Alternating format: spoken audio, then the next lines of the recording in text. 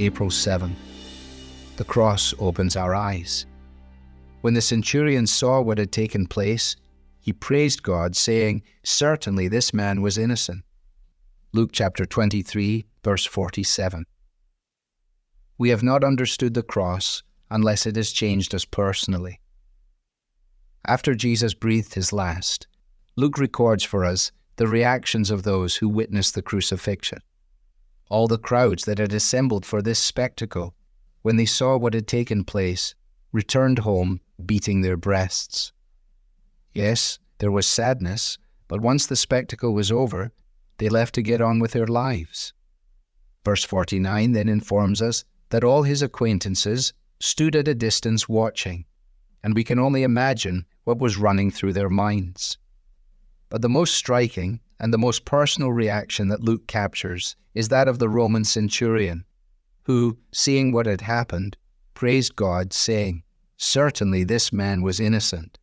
Or, as the NIV renders it, "Surely this was a righteous man."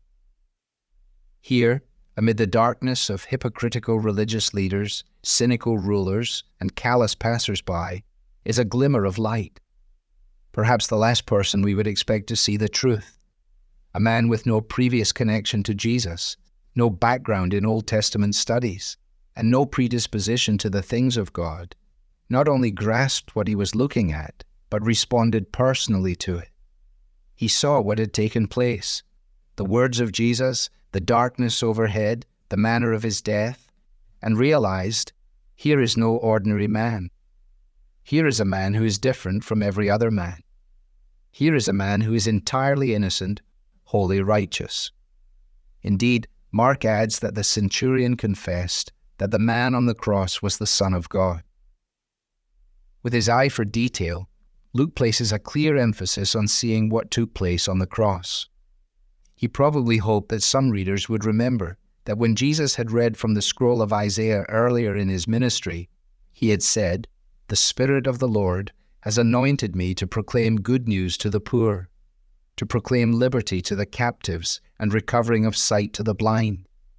Indeed, a great theme found throughout the Gospel of Luke is that of darkness being invaded by light, the confusion and hardness of people's hearts and minds being invaded by the liberating power of God's truth. Any attempt to articulate Christianity that denies the centrality of the cross can never lead to saving faith. And while we do not always understand how the Spirit moves in leading men and women to be born again, our message must always and ever be the same: Christ crucified.